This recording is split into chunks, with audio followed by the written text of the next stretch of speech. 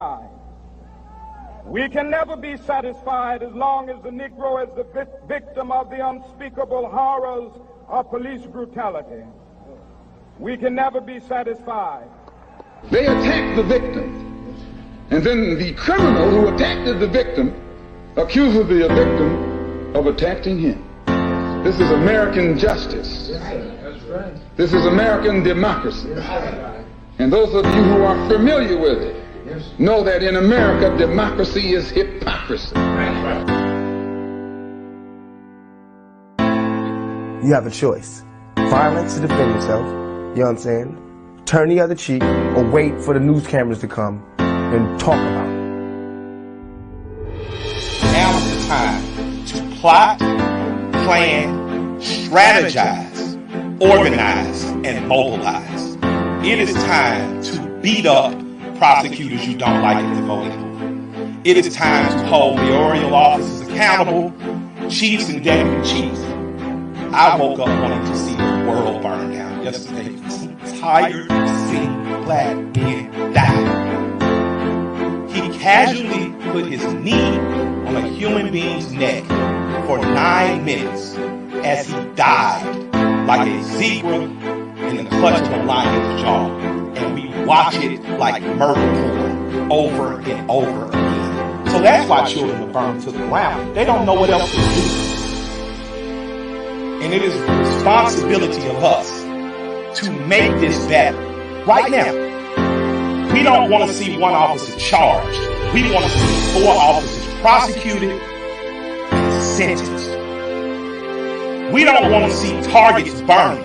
We want to see the system that sets up for systemic racism burnt to the ground. And as I sit here in Georgia, home of Stevens, Georgia, former vice president of the Confederacy, white man said that fundamental law stated that whites were naturally the superior race, and the Confederacy was built on a cornerstone. It's called a cornerstone speech. Look it up. The cornerstone speech that blacks would always be subordinate. That officer believed that speech because he killed that man like an animal. When a man yells for his mother in the rescue tank and she's dead, he is essentially yelling, please God, don't let it happen to me. We watched it. So my question for us on the other side of this camera is, after it burns, will we be left charred, or will we rise like the phoenix out of the ashes that Atlanta has always done? Will we use this as a moment to say that we will not do what other cities have done, and in fact we will get better than we've been? We got good enough to destroy cash funds. You don't have to worry about going to jail for something petty. We got smart enough to decriminalize marijuana. How smart are we going to be in the next 15 or 20 years to keep us ahead of this curve? So if you sit in your homes tonight instead of burning your homes to the ground, you will have time to properly plot, plan, strategize, organize, and mobilize in an effective way. And 2 of the most effective ways is first taking your butt to the computer and making sure you fill out your sentences so that people know who you are and where you are. The next thing is making sure you exercise your political bully power and going to local elections and beating up the politicians that you don't like. What else we got? We lose an ability to plot, to plan, to strategize, to organize, and to properly mobilize. I want you to go home. I want you to talk to 10 of your friends. I want you guys to come up with a real solution. We need to get ahead of it. That's my recommendation to my mayor and my chief. Let's get a review, or let's get ahead of it, and let's give them power. We don't need an officer that makes a mistake once, twice, 3 times, and finally he kills a boy on national TV, and the next thing you know, the country is burning down. We don't need a dumbass president repeating what segregation is saying. You start looting, we start shooting. But the problem is some officers black and some people gonna shoot back. And that's not good for our community either. I love and respect you all. I hope that we find a way out of it, because I don't have the answers, but I do know we must plot, we must plan, we must strategize, organize, and mobilize. Thank you for.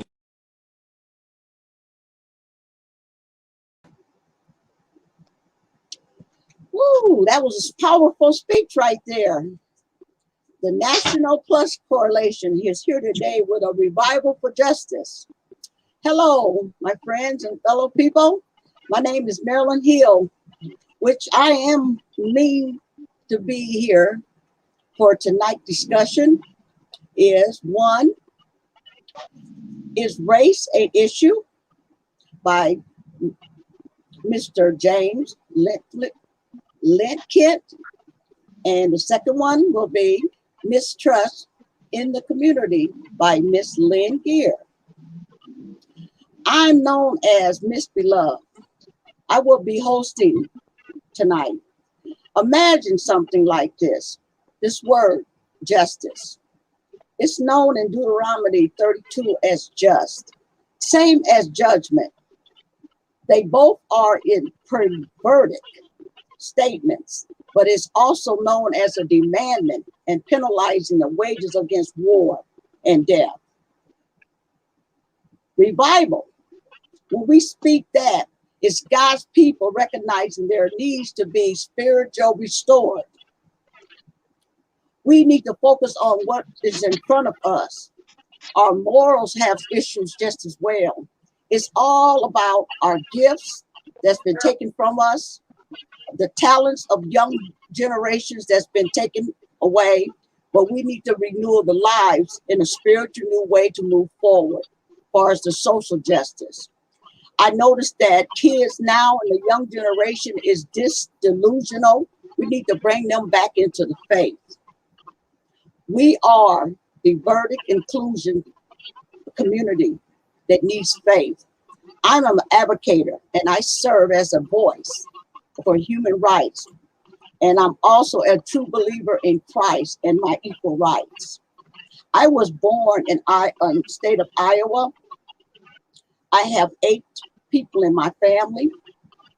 I came to Minnesota in 1970.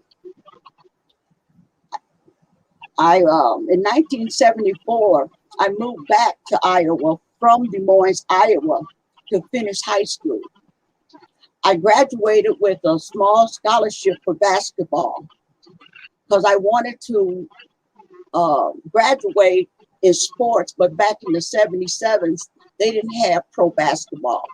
So I had decided to enlist in the Army. Unfortunately, I was pregnant by my first child, and I got disqualified. So I went to college here in St. Paul, Minnesota. I mastered 2 degrees in software and computers and secretarial.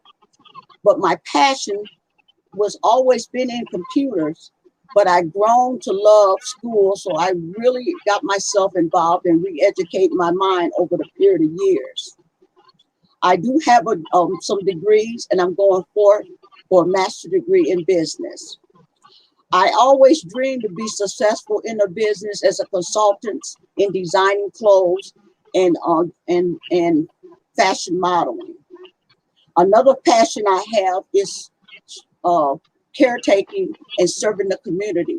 It's a part of me that God has embedded in me to reach out for people's needs. I have a heart that cares. My success comes from vision and my goal planning. I hope to change the justice system for Demetrius Hill. He's my son that got killed 25 years ago. As a member of the Frogtown Neighborhood Community Association Board, I felt honored to be a part of family supporting families against police violence. I am the mother of Demetrius Hill, and at 18 years old, he was shot down by Officer Victor at the age 18 from St. Paul police. And I hurt still from today. 10 years later, after that officer shot my son, I had to learn to accept and surrender to the Lord in order to find justice in my life. That officer got shot in the back. So as time went on, I learned to accept and allow God to lead my life. And the Lord has directed me into another path of trying to forgive, but you never forget the pain and suffering, because since 1997, there's been over 470 or more deaths. But I know since George Floyd's death in last year, there's been 470 deaths. And that's a lot. That's a trend.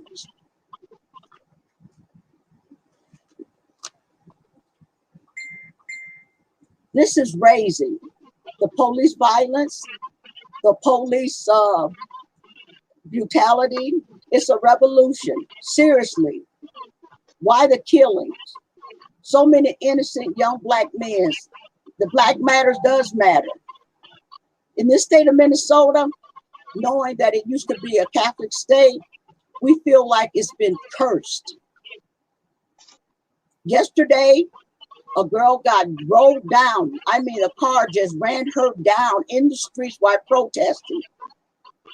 And I didn't even know they passed a law that you can hit a protester.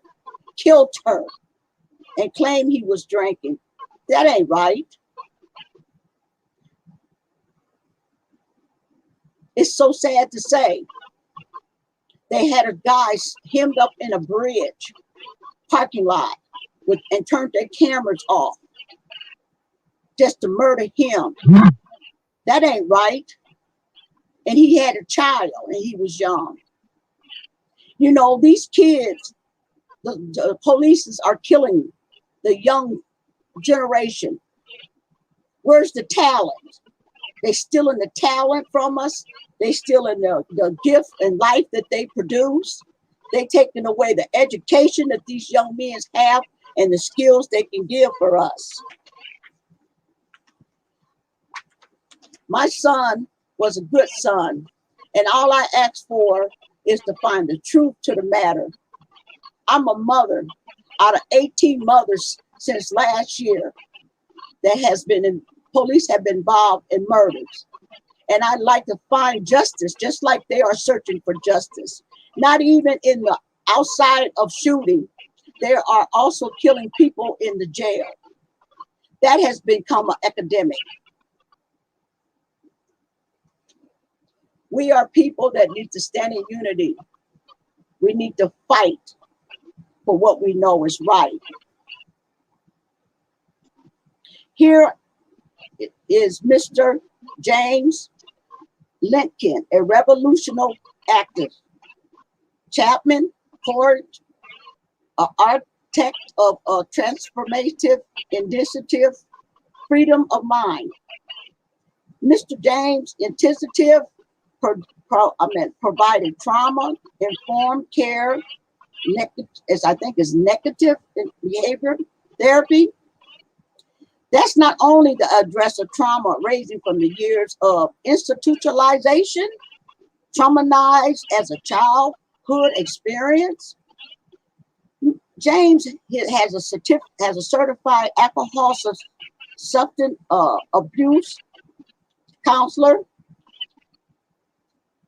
degree, and also he holds a social art degree in psychological community service skills. I am honored to have you on here tonight, Mr. James. Along with your skills, he's in comparison a nonprofit organization, critical intervention from the DSM-IV, case manager, diagnostic, statistical management of mental disorder. I'd like to welcome James Lincoln. I want to thank you. That was a hell of an intro. I thank you very much. I believe the best way to go about this is we have to free our minds first. That's the first step. Okay, and now I've been sanctioned with bringing you Does Race Matter in America? I just want to show you some examples, and you tell me what you think. I want to give a descriptive poem of the Tulsa Race Riot and Massacre by A.J. Smitherton, a former editor and publisher of the Tulsa Star. His plant, valued at more than $40,000, and his home was destroyed in the massacre on June 1st, 1921. He and his family miraculously escaped with their lives. Okay, here we go. The Tulsa Race Riot and Massacre. Whence those sounds in all directions, firearms cracking everywhere. Men and women are excited, Cries of rioting fill the air. Men with guns and ammunition rushing madly to the fray, shooting, cursing, laughing, crying. Come on, boys, come on this way. They are trying to lynch our comrade without cause and law defy. Get your guns and help defend him. Let's protect him, win or die. This the cry of Negro manhood, rallying to the cause of right, readying to suppress the lawless, anxious for a chance to fight. So they marched against the mobbists, gathered now about the jail, while the sheriff stood there pleading, law and order should prevail.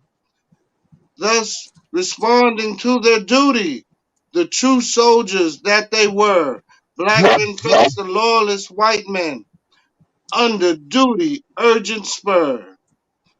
Cries of let us have the end, lynch him, kill him, came the shout.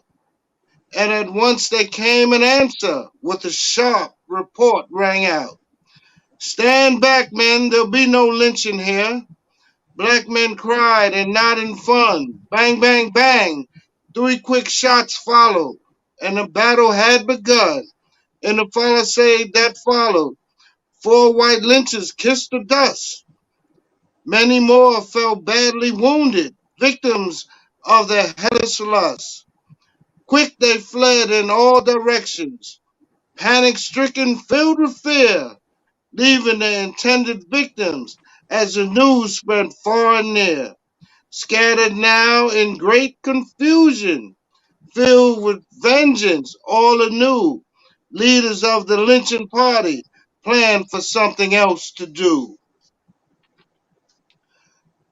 Blacks prevent a Negro's lynching, read a bold newspaper head in an extra night edition. 50 whites reported dead. Rallied now with reinforcements. Brave white men, 5,000 strong, marched upon the black defenders with the unusual battle song. Get the ends was their slogan. Kill them, burn them, set the pace. Let them know we are white men. Teach them how to keep their place. Forward march, command was given, and the threat of feet was heard. Marching on the colored district, in protest there came no word. In the meantime, rabid hoodlums now turned loose within constraint, helped themselves to things of value, more than useless to complain. Guns were taken by the hundreds, ammunition all in sight. Reign of murder, theft, and plunder was the order of the night. But our boys who learned the lesson on the blood-stained soil of France, how to fight on the defensive, purpose not to take a chance. Like a flash they came together, word was passed along the line. No white man must cross the border. Shoot to kill and shoot in time. Ready fire and then a volley from the mob whose skin was white.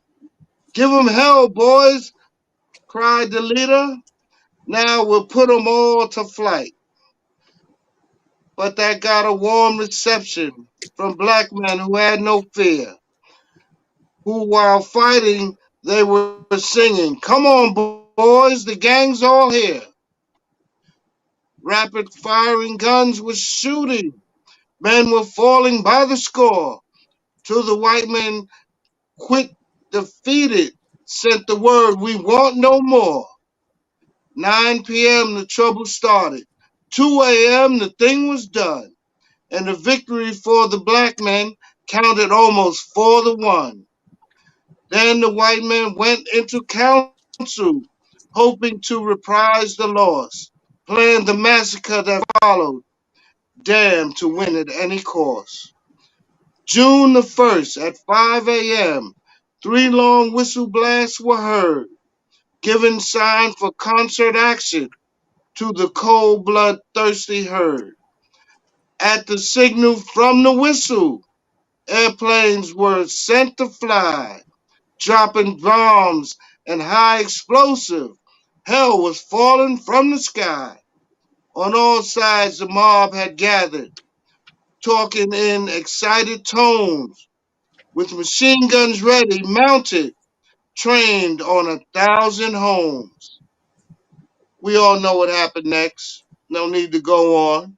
But I just want to say that since that time, before that time, and after, there have been 24 black massacres.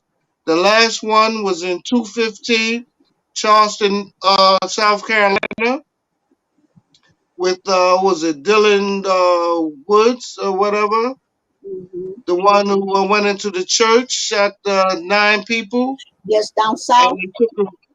Yeah, and they took him for a burger. How does that happen? That was one that was a real sad moment because he walked in there and they had a video camera on him. Yes. And he sat down and prayed with them for a minute Yes, he before did, he got up and killed and them. yes, and ate donuts and stuff with him. Yes, isn't that something? Yes, that was a And then sad the police moment. took him for a burger after that. No, that's terrible. Very much. And also, at 6/2/21, the NFL race norming was that was race based. You know, where the black players weren't getting their due because of injuries suffered, because they were supposed to take more injuries, so we're more like animals. And well, that stopped. They cut that out. Now they're giving them the just due for playing ball.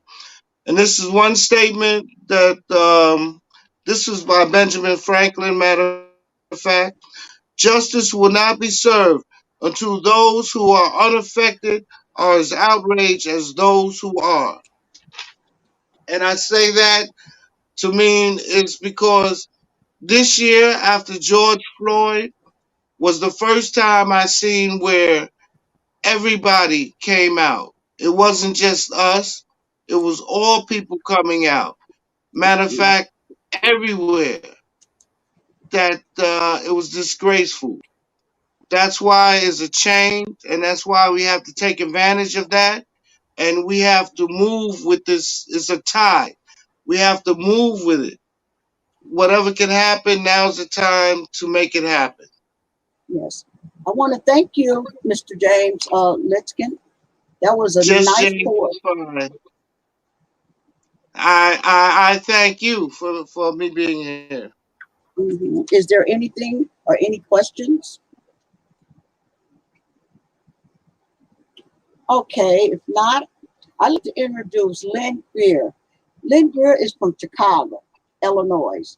She is a passionate, engaged activist concerned with human rights. She is spiritual, invested hard into her working for the most highest priest, God. Thank you, Jesus. I love listening to some people like that. Hold on tight, sister. Miss Lynn is a founder of the Lighthouse of Jeremiah Jeremiah. Jeremiah 5013C organization and a CEO of the Freedom First International Organization, administrator of the Social Justice Underground organization across the state. Wonderful. Thank you for speaking. And I'd like to go ahead and introduce you and you go on with your story. Thank you. I appreciate it. Thank you for welcoming, and thank you for the opportunity to the host and also to the founder. My topic I'm going to be talking about is community mistrust. We're all in our own separate communities. We're all in our individual homes. We're all part of a community. So for me to get here and just pretty much tell you what's been going on around you, I don't have to tell anybody what's been going on around because we all know. The one thing that happened in 2020 was it made us, everybody, it equalized everybody. 2020 was the great equalizer, right? Yes, it was. Everybody became equal. There was no class divisions. There weren't any separators because it affected us all equally.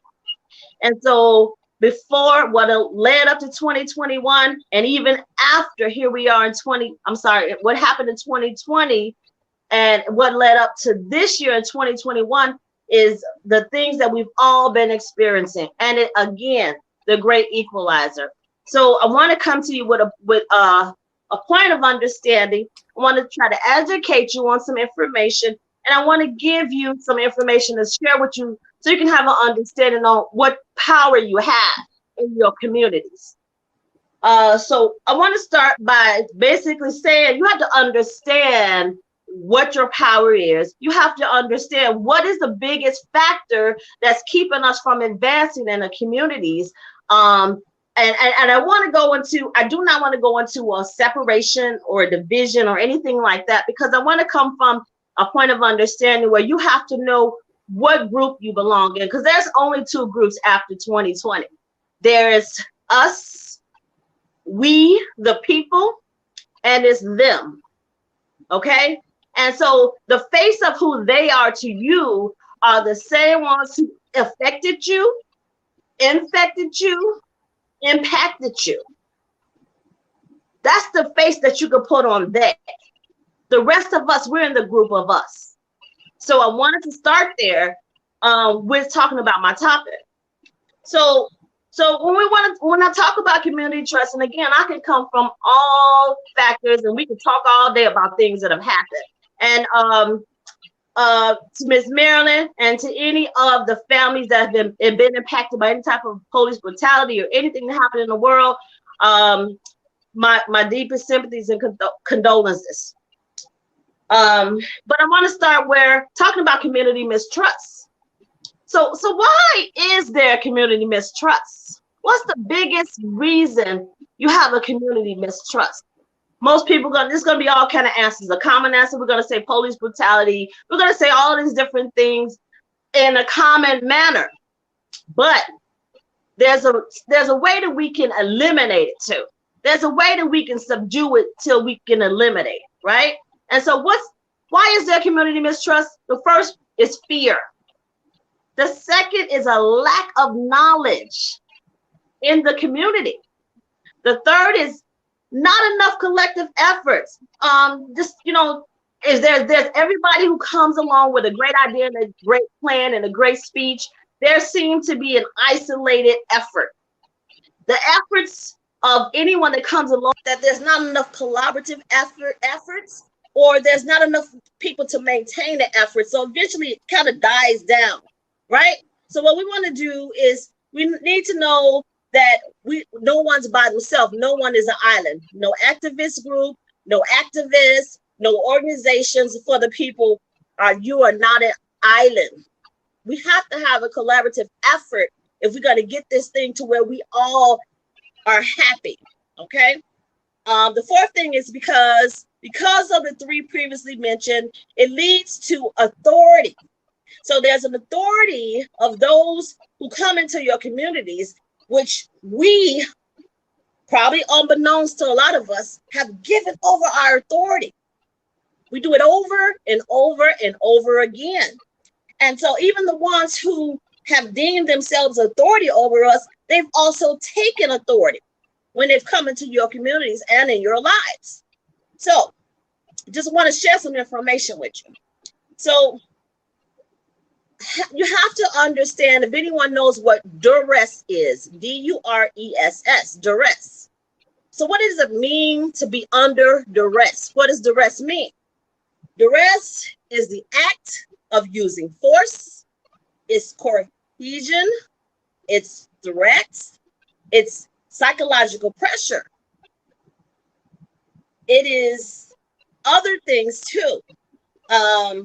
It's also the act of getting someone to act against their wishes, forcing someone to do something against their will.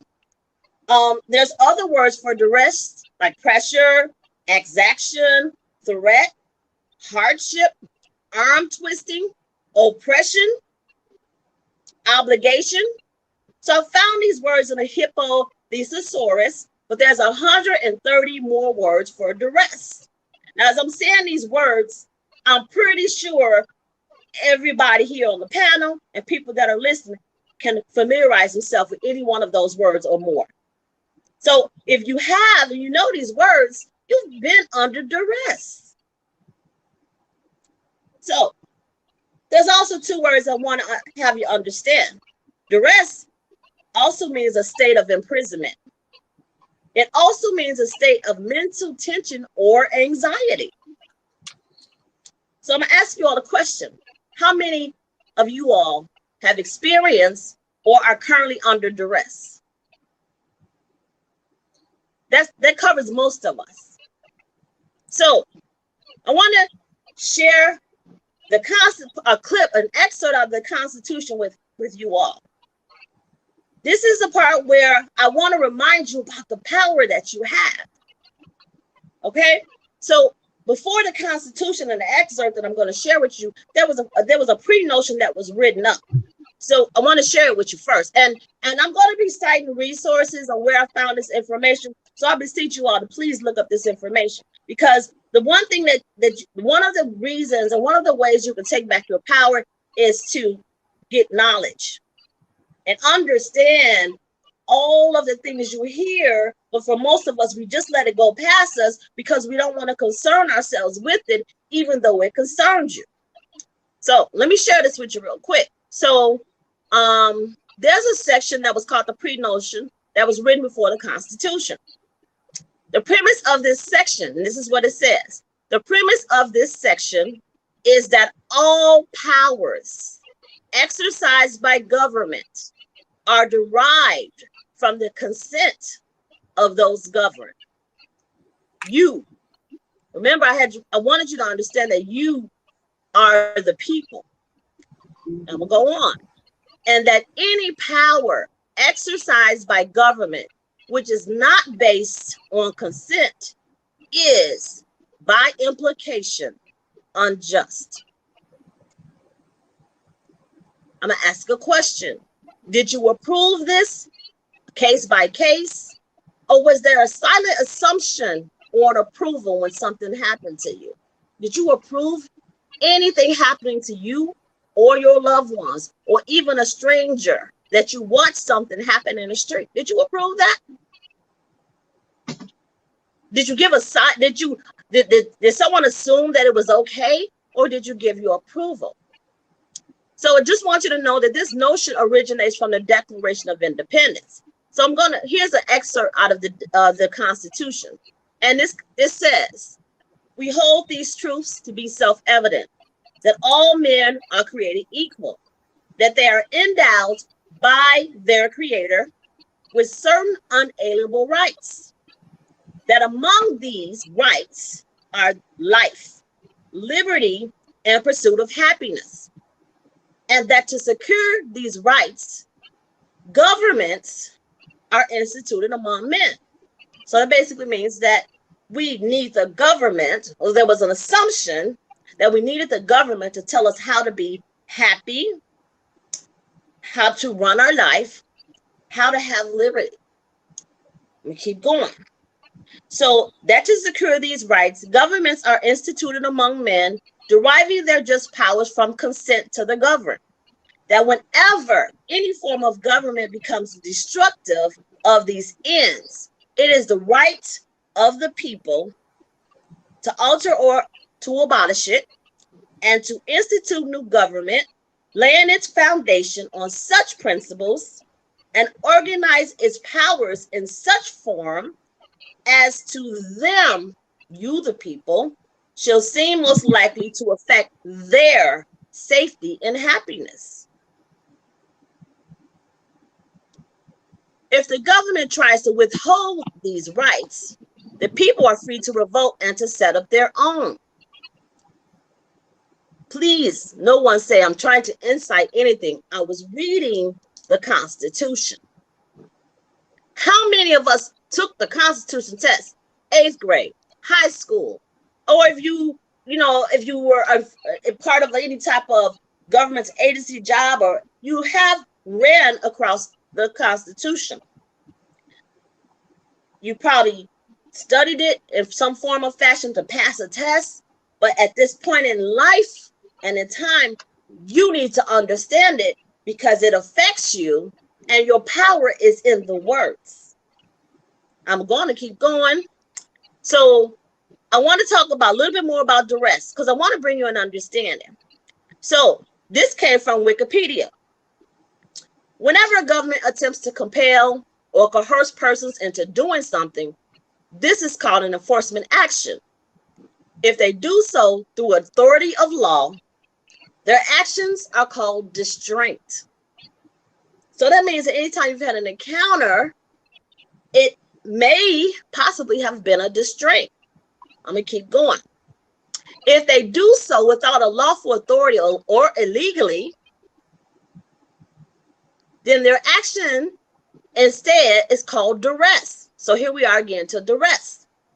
Duress is the use of force without the authority of law or unlawfully.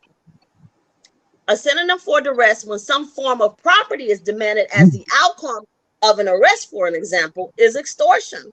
You get arrested, right? It's questionable whether it's lawful or not, right?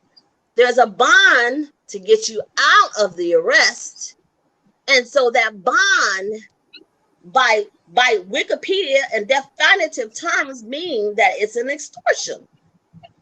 Now, these are not my words. This is about perception, and this is about understanding. It's written, it's in Wikipedia, but I'm going to keep going. Now, I'm getting back to the Constitution.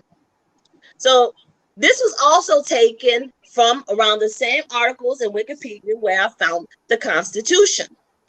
This was about slavery and a declaration. So it says, further information, slavery in the colonial United States. The apparent contradiction between the claim that all men are created equal and the existence of slavery in the United States attracted comment when the Declaration was first published. Many of the founders understood the incompatibility of the statement of natural equality with the institution of slavery, but continued to enjoy the rights of man. That's in italics because the rights of man as it was written into the Constitution. So basically what that meant was when the Constitution was written, at the time it was first written, there still was a slavery. And so how can all men be created equal and enjoy the rights of life, liberty, and the pursuit of happiness when this Constitution was written? So whom did it affect? Okay, so let's understand that.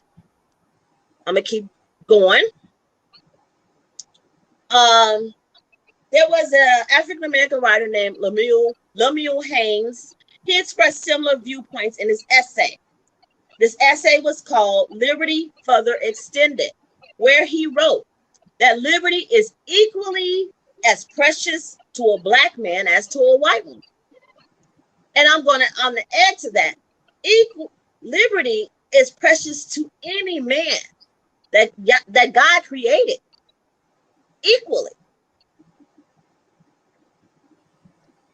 So we all know what a community is. We all live in a community. But I just want to give you the definition of community that I found. So what is a community? Community is a group of people living in the same place, having a particular characteristic in common. Here's another definition. It's also a social unit with commonality, such as norms, religions, customs, identity. Here's another definition. Community is those who live, learn, work, and play and pray. They live in a community. So, excuse me, bear with me. I'm going to ask you a question. In your community, based on a lot of things that take place in the community, so we often have people that come into our communities, they want to do research. They want to take data. They want to take there's statisticians. They want to take statistics. Anyone outside of your community, you live in your community. So why do you need anyone outside of your community to tell you how to live, how to be happy, how to find your own liberty? You don't need anyone out of your community to tell you how to live.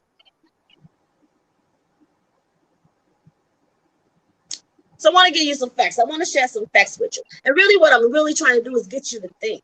I want to think you into an action. That's my point. I want to think you into action. I want you, the people, to come away from this information I'm sharing with you with a thought process and a thought process to put in action.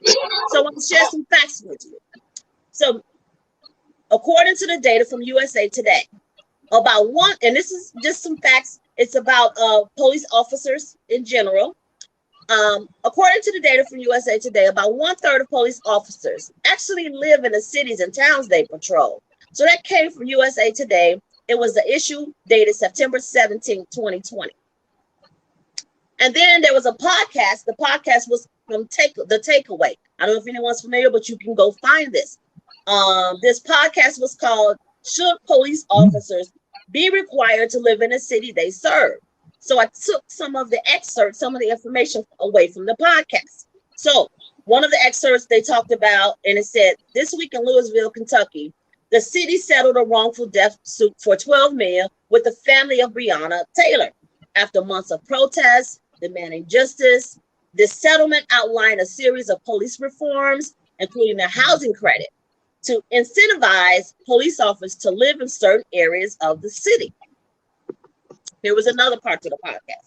In Rochester, New York, following the killing of Daniel Crew, Mayor Lovely Warren recently announced a proposal that required new police officers to live within the city limits.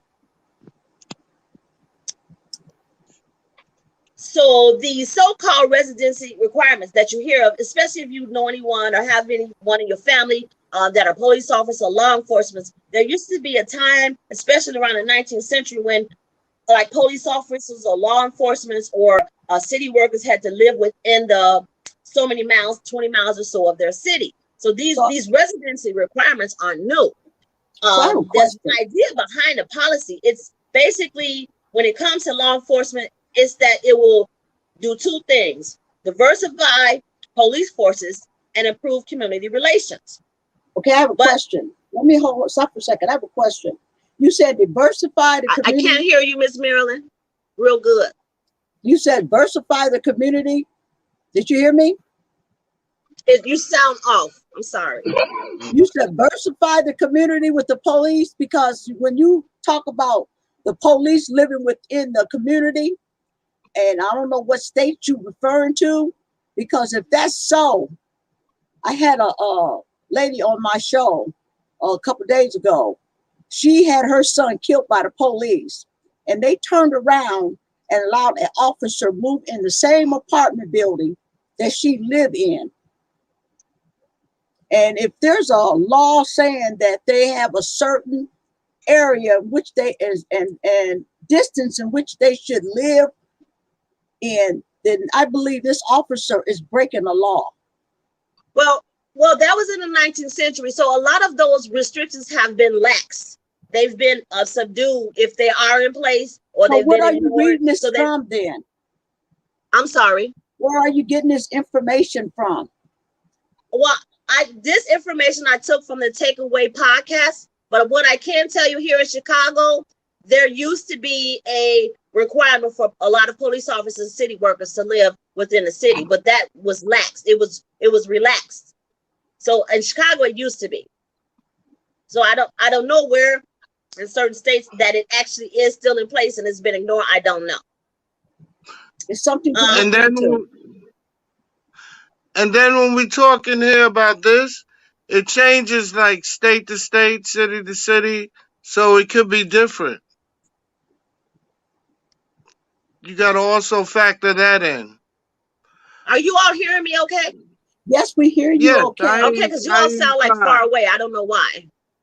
Okay. We hear you. Well, as long as you can hear me. Yes, I hear you. And I'm looking at time too. I'm sorry. I'm looking at the time factor. You know. Okay. Yes. Well, let me keep going. If I get cut off, that's fine. Somebody just give me a little waiver. However, let me know. Okay, I will. Yes, because thank you. So again, I started where they was talking about protests across the country in the wake of George Floyd's death. They've prompted calls to limit police funding. We've all been hearing about that. They want to hold officers accountable for dangerous restraints and even limit where they live. So different places they've been holding like rallies and requests for these things in the wake of all of this. Some activists actually want officers to be required to live in the cities they patrol, because they feel like if the officers live in the cities they patrol, it'll make them more culturally aware, and it'll diversify the police force and also the communities they serve. So that's one of the things that are on the table that the communities are wanting. So the last thing I want to tell you about this podcast, there was a member of the Philadelphia City Council. Her name was Kenyatta Johnson. And so she added to this podcast. I guess she was interviewed, and she said it'll be a plus if we have officers who live in the city they grew up in, because they feel that if the officer lived in a city that they grew up in, the city that they lived in, things would go better. So that's just a thought, and it builds community trust. So then here is another article from USA Today dated June 13, 2020, and it says, should police officers be required to live in the city they patrol? The people who wrote the article was Grace Hawk and Mark Nichols. And so again, their research said it really doesn't matter. So people are kind of divided on this thought. So just coming out of sharing that information with you, some writers, researchers, statisticians, they think that community trust in the police is an important factor in effective crime control. They think that we have to have the police to control crime. And a lot of people do think that. Even the people, part of you all, us the people, think that we need the police there. Much of the literature focus on the concept of police legitimacy. How is it important for that? How important is it to have the police there? A lot of the public believe that police are justified in exercising their power to maintain order, solve crimes, and because they do these things, that they should be obeyed at all times. Well, thank you, Lynn. Can I jump in here? Just for a second or two. Yes. Okay. Well, I believe the people. Hold on for a second. You have something else to say? Okay. Yeah, I didn't finish it, but I do want to share some with you all real quick though. Make sure that you all always know what laws affect you all, okay? Because you can always go to congress.gov, study these laws that affect you in your communities. If you have a pen or paper, write these laws down. And I want to explain some of these quick laws to you that affect everybody across the country. But a lot of these laws are bills still sitting in the Senate. And they've been sitting since 2019. Yes. Okay. This bill is HR, which means House of Representatives 7100.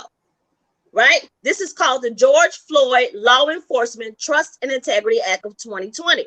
And basically what this bill is, and this is important, this is really important, you all, and follow these bills, because what happened with this bill started in it started in let me bear with it, I want to give it, it started in 2020. There was a last action, no, it was introduced in 3/3/21. So March 3rd, 2021. The last action was actually May 18th of this year. And the lady the congressperson that put this bill into order, she was from Texas. She wasn't even from Minneapolis, Minnesota.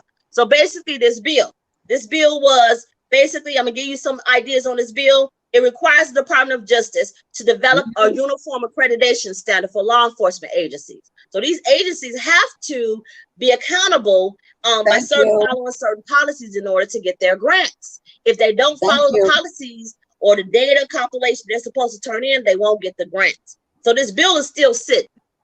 There's another bill, because of this, if they don't follow the grants, it eliminates the police department or law enforcement agency from getting this bill. Thank you so much. Thank you so much. Thank you. I want to conclude this here with thank you so much for speaking. I want to let you know that Minnesota is in need of a system has failed, dealing with criminalizing, falsifying police brutality. There's a revolution that's at mercy, and we know that God's going to eventually step in. these bills is like sitting on senators' desks right now. I am part of Family Supporting Family, and we have people working with the legislations, trying to pass the accountability bill for the reform of the police department. You know, so we heard about the George Floyd bill. We have the no knock bill, the mental health bills. We got like 13 bills that we try to get the senators to pass. Once they get up to their desks, when it comes down to it, they'll get it so far they want to slap it back. You know, so it's a struggle to get these bills to pass, because they passing all these bills for the police department, like the mental health. They want to serve them to get them in a mental institution to get some training on, so they can get out there in the field to do some more murder. They want to hire more police officers in the state of Minnesota, so they can do some more killings. So we fighting a nation of a revolution that we know darn well that we can't beat. And so it's about change. And when we talk about the revolution, the revival of justice, revival is letting go and let the Lord deal with it. Justice is a worldwide thing that we have no control of it. It's about God stepping in and taking over. And when we speak and listen to people talk, it's good to get your voice out there. And we knowing that police need to be held accountable for their actions. It's no excuse for taking stolen lives, you know, and we have to come together in unity with each other and be together in solidarity with each other, because we're fighting a battle. Yes, we fight. Ladies, can I jump in here? Yes, you can, sir. Just one moment. Okay. And I just want to thank you for what you talked about and bringing up the what's in those scrolls and those books, you know, because we do have the rights, and people need to open up those books and read what they have when it comes down to justice and comes down to their rights. Because when it comes down to equal rights and what human rights and what they believe in, if they know what to go in the book and read, then they'll know how to deal with the system and what they need to stand up for. Yes, James, what would you like to say? Okay. I want to bring it back to the lady when she first started her conversation in the beginning about voting. The government, you give the government the power. You also give the government the power if you don't vote.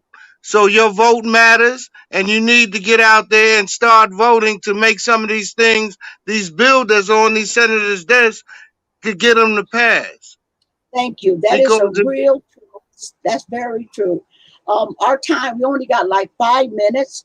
I want to conclude this here session, and I'm really grateful that all your speakers had joined us in tonight's meeting. Be sure to for tomorrow, because we have 3 more of a revolution, a revival of justice that's going to be speaking. I also want to talk about Demetrius Hill's art legislative event for art drawing contest. I will be hosting and Miss Matilda Smith. When it comes down to justice, the justice system, I'm a true believer about the justice system, but I give it to the Lord because we all want justice.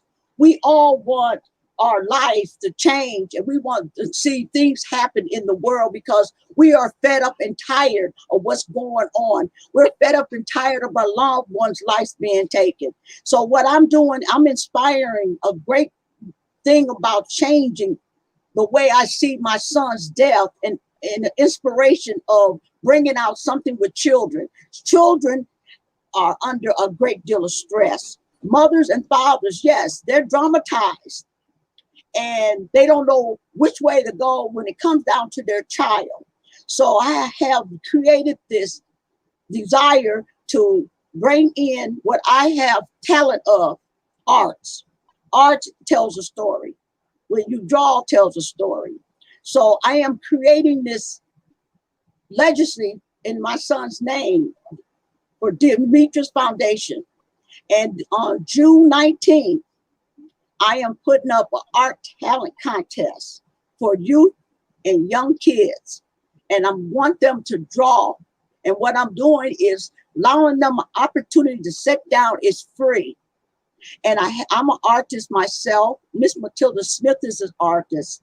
When we draw because it tells a story. And if you can get a child to sit down with some colors and put those colors in a formation and start creating something, talent, you can get into a child and understand what's going on with them. I have a Cash App created. I try to get into a GoFundMe and a fundraiser, but I know God had put this in my heart for this fundraiser, and I have set forth for this. My mission is to have this in my heart. I have a heart to care. For those who know me, I love all and I give all, as well as my way of sharing what God has embedded and stored in me. I have an inspiration and desire to reach out to those lovable young teens and youth that's artistically artists, and those are related to art in the community, showing imaginative skills. My purpose is to share my gift with them in artists and drawing, to be able to open up to them in color, showing identity, helping them to indicate individuals on a personality, knowing that and finding out what type of behavior they have as a part of a psychological way of connecting. So I have a Cash App with my name on it, Marilyn Hill 061758. Contact me by my phone number, 651-387-8204. And if donation is accepted. And I appreciate you and the host for speaking, the guest to speak tonight. I am really thankful for you being on this show. Tomorrow, there's going to be another revival guest, a revival justice show tomorrow. Any questions from any of you tonight? I'm willing to listen, and people are out there listening too. Lynn, James, we got 5 more minutes. Any guest questions? Any audience questions?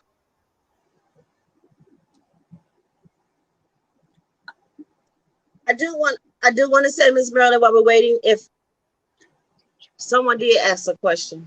Why did voting start matters? Why did voting start matters? Someone asked that question. You mentioned about voting. Why does it matter? Yes, that's a question that you mentioned. Okay, it matters because look at all that they're doing to try to keep you from voting. And as you said in your conversation in the beginning, you give your power to the government. But if you don't voice your opinion, that means there's other people that are making decisions for you and about you. You got to be in the game to play. You see what I'm saying? It's about truth. To give you a perfect example, we went to sleep after we got Obama in there. We went to sleep, and then look what happened. The number 45 got in there, and Yes, then sir. We woke back up, and took charge. That's what happens when you go to sleep. We can never ever sleep again. We got work to do. Thank you. You're welcome.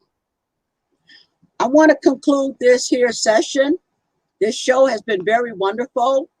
Revival for Justice is a national plus coalition, and it's for all. Thank you. You have a nice night. Hear, hear.